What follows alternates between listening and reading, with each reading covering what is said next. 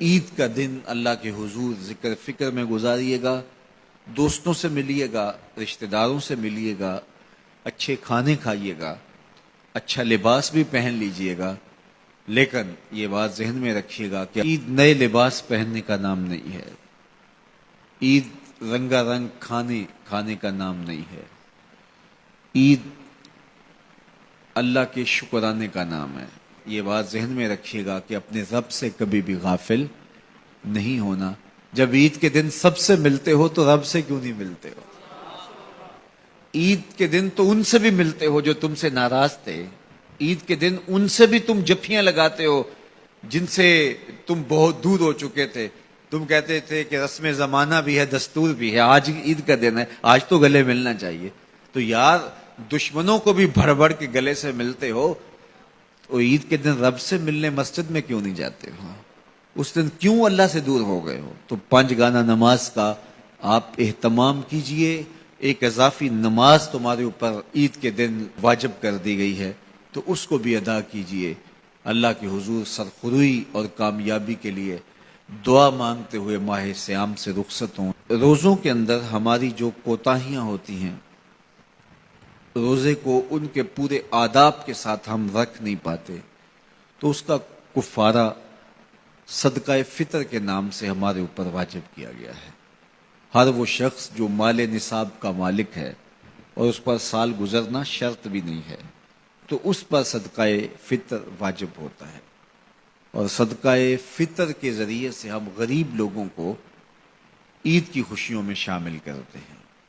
تو غرباء کو، مساکین کو عید کی خوشیوں میں شامل بھی کیجئے، اور ان کی ضروریات کا ضرور خیال کیجئے۔ اپنی ہمسائیگی میں، اپنی رشتہ داریوں میں بہت خیال رکھیے گا، اور لوگوں کو عزت نفس دیجیے گا، لوگوں کی ضروریات کا خیال رکھیے گا، اور اپنے بچوں کو بھی اس بات کی تلقین کیجیے گا کہ وہ عید کے موقع پر اپنے دوستوں کو، بچیاں اپنی سہیلیوں کو ان کا پورا خیال رکھیں، اور ان کی عزت نفس کا بھی خیال رکھیں۔ یہ بچپن کے اندر ہی بچوں کو جو اپنی انفرادیت جتلانے کا مزاج پیدا ہو جاتا ہے، اور یہ ساری زندگی ختم نہیں ہوتا، اور یہ عمومی طور پہ یہ وہ مواقع ہوتے ہیں جن مواقع پہ یہ احساس ان کا جو ہے وہ اجاگر ہوتا ہے، پھر بڑھتا ایک مرض بن جاتا ہے۔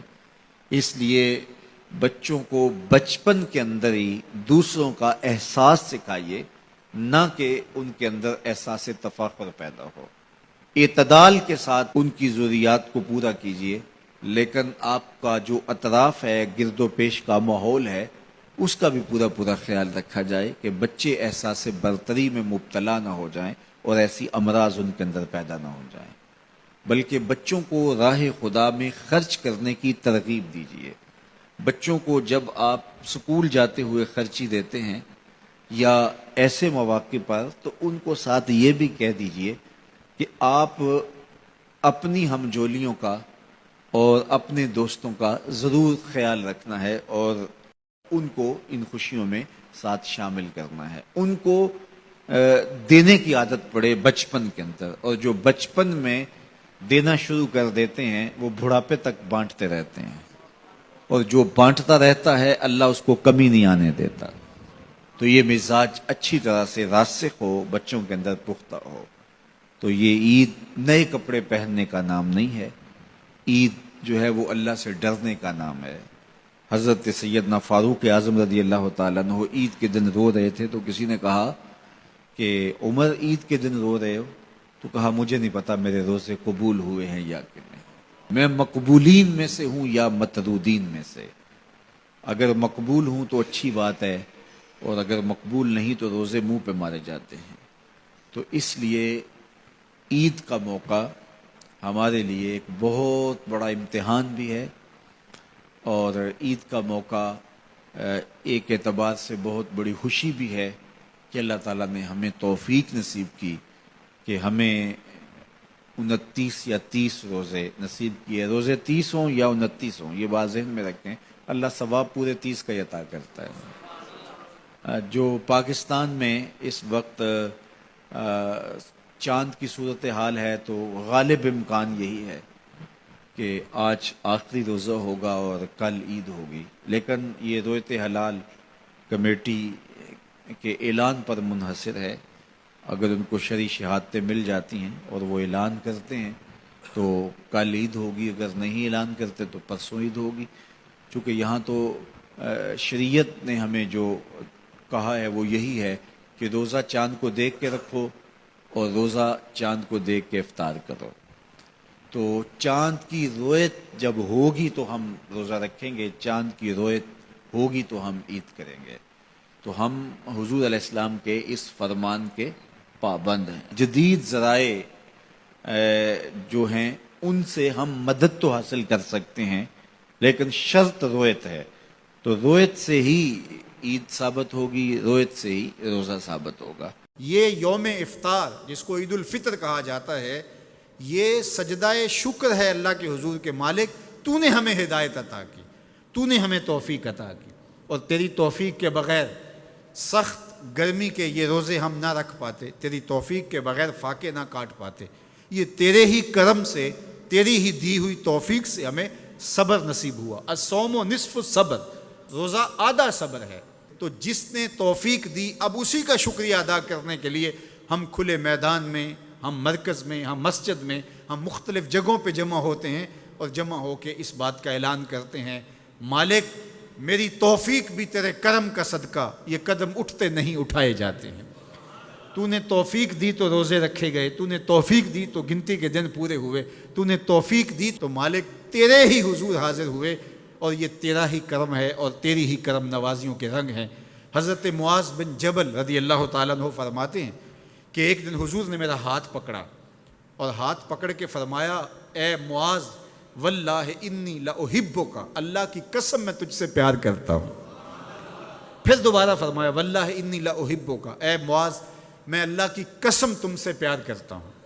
اور اس پیار کی وجہ سے حضور نے حضرت معاذ بن جبل کو بتایا کیا، میں تجھ کو وصیت کرتا ہوں کہ ہر نماز کے بعد ان کلموں کو جو میں تمہیں بتا رہا ہوں ان کو ترک نہیں کرنا، اس کو بھولنا نہیں ہے، اس کو چھوڑنا نہیں ہے۔ اور وہ کیا؟ اللہم اعنی علی ذکرک و شکرک و حسن عبادتک، اے اللہ مجھے توفیق دے اپنی عبادت کی، مجھے توفیق دے اپنے ذکر کی، مجھے توفیق دے اپنا شکر ادا کرنے کی۔ تو اللہ کا شکر ادا کرنے کی اس سے توفیق مانگی، مالک نعمت بھی تو دے اور اس نعمت پر شکرانے کی توفیق بھی تو عطا کر۔ اور اللہ فرماتے ہیں میری دی ہوئی نعمت پر میرا جب تم شکر ادا کرو گے میری دی ہوئی توفیق کے ساتھ، تو میں تم سے عہد کرتا ہوں لئن شکرتم لازیدنکم، میں تمہیں اور زیادہ عطا کروں گا۔ اللہ اکبر!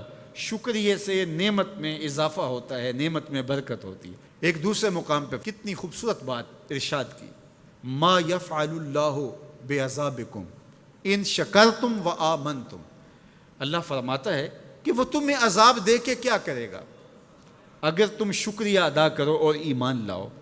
اللہ کی چاہت نہیں ہے کہ تجھے جہنم کی بھڑکتی ہوئی آگ میں ڈالے، جو آگ تمہاری ہڈیاں توڑ کے رکھ دے، تمہارا گوشت جلا کے رکھ دے اور تم وہاں ذلت سہو، یہ تمہارے رب کی منشا نہیں ہے۔ وہ یہ چاہتا ہے کہ تمہیں جنت کی بہاریں نصیب فرمائے۔ یہ تمہارا عمل ہے کہ تم عذابوں کو خرید رہے ہو، تم عذابوں میں چھلانگے لگا رہے ہو۔ اس کی مرضی کیا ہے، اس کی رضا کیا ہے کہ تم شکر ادا کرو اور اس پر ایمان لاؤ، تو وہ تمہارے گناہ بھی معاف کر دے، تمہارے درجے بھی بلند فرما دے۔ بلکہ ایک دوسرے موقع پہ اللہ تعالیٰ نے قرآن مجید میں ارشاد فرمایا کہ تم جہنم کے گڑھے میں گرنے والے تھے، ایک جنبش پا کی دیر تھی کہ تم ایندھن بن جاتے۔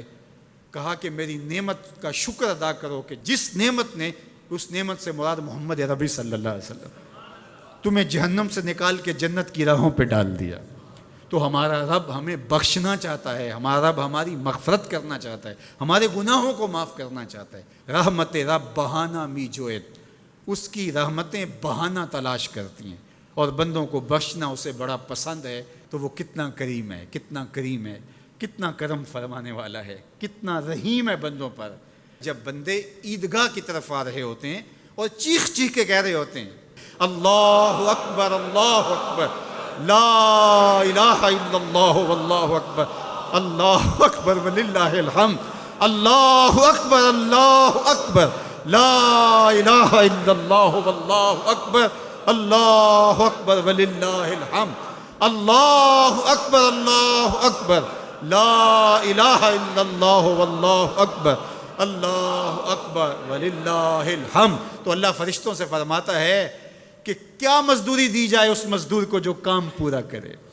تو وہ کہتے ہیں مالک اجر تو پورا ہی ملنا چاہیے۔ تو فرمایا یہ چیخ چیخ کے جو مجھے پکارتے ہوئے آ رہے ہیں میں نے ان کو بخش دیا۔ اور وہ چیخ چیخ کے کیا کہتے ہوئے آ رہے ہیں؟ اللہ اکبر، اللہ اکبر، لا الہ الا اللہ واللہ اکبر، اللہ اکبر وللہ الحمد، اللہ اکبر، اللہ اکبر، لا الہ الا اللہ واللہ اکبر، اللہ اکبر وللہ الحمد۔